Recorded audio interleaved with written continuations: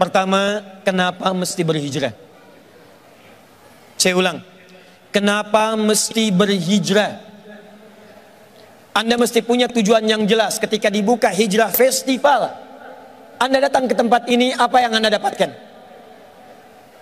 Ternyata, mari kita lihat, Allah turunkan satu ayat langsung yang memberikan 3 jaminan utama. 2 akan diberikan saat di dunia, 1 akan diberikan saat ia wafat menuju alam kuburnya, dan ketiganya akan Allah jamin dibawa sampai menghadap ke akhirat, mendapatkan surga paling nikmat yang dijanjikan. Ayat ini disebutkan di Quran surah yang keempat, surah An-Nisa ayat ke-100, posisi paling kiri sebelah bawah di mushaf. Mari kita lihat pelan-pelan.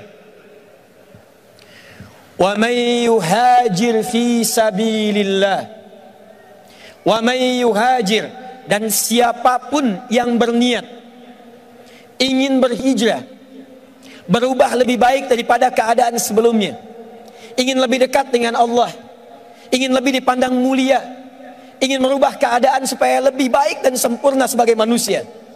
Perhatikan kalimatnya. Yajid fil ardi muraghaman katsira. 1. Wasa'ah. 2.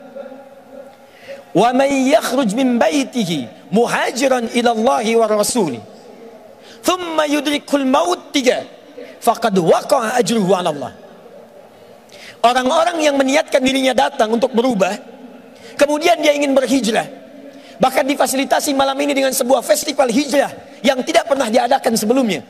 Anda tahu, pertemuan malam ini bukan sekedar mempertemukan kita di tempat ini untuk berikrar, tapi lebih daripada itu, kita diringankan langkahnya oleh Allah. Saya punya keyakinan, dari sekian hamba Allah yang tahu acara ini, yang mendengar tentang acara ini, yang tahu tentang pertemuan di malam ini, pertanyaan saya, kenapa cuma Anda yang diringankan langkahnya? Kenapa Anda yang dilembutkan hatinya? Kenapa Anda yang punya kesempatan datang ke sini? Saya punya keyakinan, lebih dari sekedar datang, Allah ingin merubah hidup Anda untuk mendapatkan 3 kemuliaan yang dijanjikan di ayat ini. Dengan kalimat ini baik-baik. Kalau Anda sampai datang ke sini, duduk di sini, dan kita belajar di malam ini, mendengar ayat ini, tapi 3 kemuliaan ini belum mampu Anda raih, dan bahkan ada 3 semangat untuk meraihnya, maka dengan cara apa lagi Allah mesti menjadikan Anda orang baik? Ada banyak orang yang berharap datang ke sini. Dia bertanya berapa lagi tiketnya tersedia. Dia bertanya apa ada kesempatan bisa diperpanjang. Dia bertanya apa ada luang bisa didapatkan, dan tidak dia meraihnya. Dia tidak meraihnya. Ada yang kemudian mengisi kuotanya untuk melihat tayangan live-nya via media sosial. Ada yang menonton di channel-channel yang telah disediakan. Anda kurang apa lagi? Diringankan, diberangkatkan, didudukan, mendengar, langsung melihat, menatap dan mendengarnya. Kalau pertemuan kita malam ini belum mampu mengubah Anda, maka dengan cara apa lagi Allah menjadikan Anda sebagai hamba yang terbaik? 1. Orang yang siap berhijrah, merubah dirinya lebih baik dengan segala profesi yang ia kerjakan dalam hidupnya, maka jaminan pertama yang Allah berikan, perhatikan kalimatnya, Allah akan berikan di awal mula proses hijrahnya ketenangan dalam jiwanya.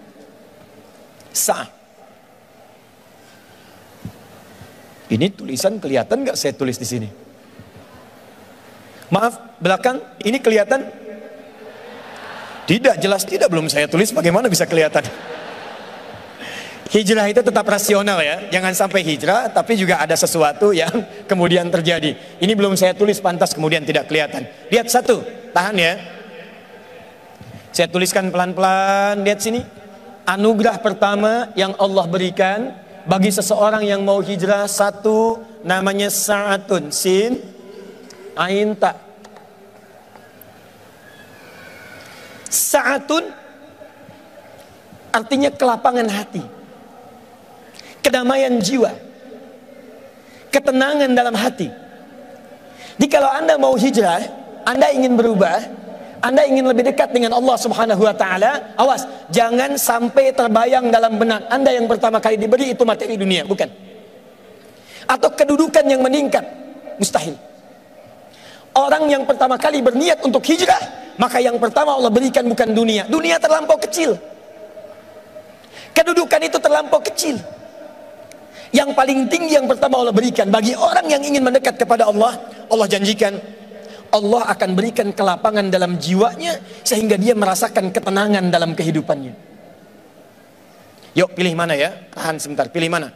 Kaya tapi gelisah atau miskin tapi tenang? Tidak ada pilihan ketiga, jangan maksa. Cuma dua. Kaya tapi gelisah atau miskin tapi tenang? Baik. Satu atau dua? Nomor satu atau dua? Pilih nomor satu atau dua? Oh, Masya Allah.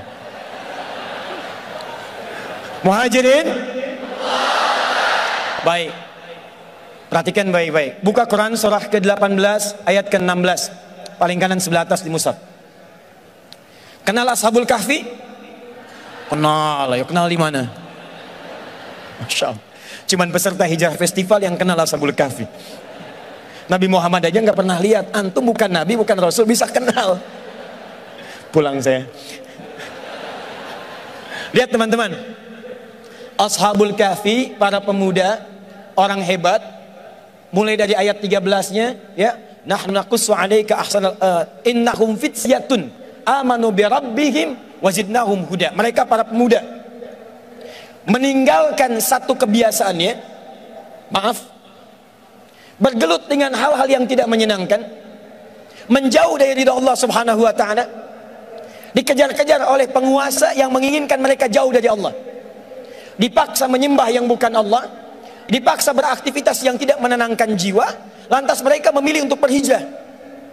Mereka tinggalkan kemapanannya, mereka tinggalkan kesenangannya, mereka meninggalkan kemudian kenyamanannya. Anda tahu ketika mereka berhijrah untuk meninggalkan lingkungan-lingkungan sebelumnya, kemana Allah mintakan mereka untuk pergi?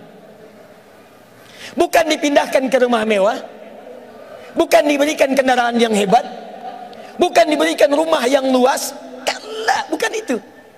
Tapi ketika mereka diminta oleh Allah hijrah, buka ayat ke-16-nya. Wa idh i'tazaltumuhum wa ma ya'buduna illallah fa'u ilal kahfi yanshur lakum rabbukum birrahmatihi wa yuhayyi lakum min amrikum mirfaqa. Allah. Ketika mereka memutuskan untuk hijrah, meninggalkan segala kebiasaan yang ada di kaumnya, mereka kemudian mendekat kepada Allah. Walaupun itu berjuang dengan hal yang tidak mudah. Ada yang menyerangnya, ada yang mencelaknya, ada yang memakinya, ada yang mengejarnya, ada yang berniat mengeksekusinya. Namun mereka bertahan menghadapi itu semua untuk mendekat kepada Allah Subhanahu wa taala. Apa perintah pertamanya? Fa'u ilal kahfi, masuk ke gua. Udah terbayang nggak?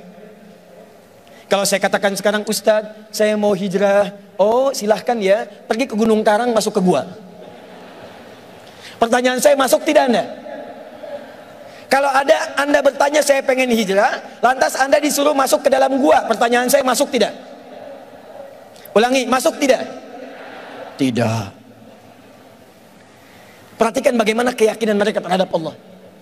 Diperintahkan masuk gua, sepanjang Allah yang perintahkan, saya masuki gua itu. Masuk guanya bukan karena guanya, cuma karena Allah perintahkan. Kalau Allah nggak minta, saya nggak akan masuk ke gua itu. Anda bisa bayangkan, gua yang tempatnya lebih sempit dari rumah yang ditinggali, fasilitasnya nyaris tidak didapati, kemewahannya tidak diraih, ketenangannya dirasakan, nampaknya tidak seperti tempat sebelumnya. Tapi ketika mereka masuk ke dalam gua itu, apa yang Allah berikan? Yanshur lahum min rahmatihi. Di gua itulah Allah turunkan rahmatnya, sehingga membuat tempat yang sempit terlihat gelap, tiba-tiba dengan rahmat Allah menjadi terang dan lapang dalam kehidupannya. Jadi kalau Anda ingin berhijrah, boleh jadi Anda meninggalkan kebiasaan-kebiasaan yang sebelumnya pernah dirasakan. Ada perkumpulan yang membuat tawa, ceria, gembira, tapi lupa dengan sholat. Ada diskusi yang dinikmati sampai menjadi titian-titian sinetron, tapi penuh dengan ghibah. Ada aktivitas yang terasa nampak enak, uangnya datang berlimpah, tapi di dalamnya banyak maksiat yang dikerjakan. Tiba-tiba ketika Anda ingin meninggalkan itu semua, Anda harus berhadapan dengan meninggalkan segala kemapanan dan kemewahan yang tadinya diraih. Dari yang semula tempatnya enak, fasilitasnya bagus, tiba-tiba masuk gua. Saya mau tanya pada Anda, tahan ya. Kalau teman-teman yang ikhwan bekerja dapat gaji 100 juta, sholatnya susah. Tiba-tiba ada tawaran pindah tempat kerja. Di pekerjaan itu gajinya 100 ribu, tapi sholatnya enak, baca Qur'annya hampir tiap hari, puasanya bisa rajin. Pilih mana? 100 juta banyak maksiat atau 100 ribu dekat dengan Allah? Masa? Itu nggak mudah. Itu nggak mudah. Jadi kalau Anda pengen hijrah, yang pertama kali dirasakan pasti tantangan. Anda pasti akan pindah ke dalam suasana yang menguji kelapangan hati kita di dalamnya. Jadi jangan heran kalau tiba-tiba Anda hijrah, kemudian dicela orang. Bukan Anda saja yang dicela. Perhatikan, Allah dicela oleh orang kafir, malaikat dicela, Nabi dicela, Rasul dicela, ulama dicela, sahabat dicela, tabiin dicela. Anda Allah bukan, malaikat bukan, Nabi bukan, Rasul bukan, sahabat bukan, tabiin bukan, ulama bukan, imam bukan, jadi makmum kadang-kadang. Anda nggak pengen dicela, Anda siapa? Jadi kalau Anda kemudian berubah, tiba-tiba kumpul-kumpul, pindah ke majlis taklim, ada yang mengatakan soleh, padahal nama Anda Asep misalnya. Bagaimana cara memahaminya? Kata Al-Quran, lihat kalimatnya. Baik itu lawannya buruk. Jadi jika ada celaan kepada Anda yang baik dari asalnya yang buruk, itu sesungguhnya bukan celaan. Sesungguhnya rahmat Allah yang menetapkan perubahan pada diri Anda menjadi baik dan keluar dari lisan yang buruk. Jadi kalau Anda dicela orang karena berhijrah, jangan marah. Sebetulnya itu pengakuan dari Allah karena Anda telah berubah. Yang jadi masalah itu kalau Anda dicela ketika melakukan perbuatan buruk, maka disitulah kecemburuan Allah datang untuk mengembalikan Anda pada kebaikan.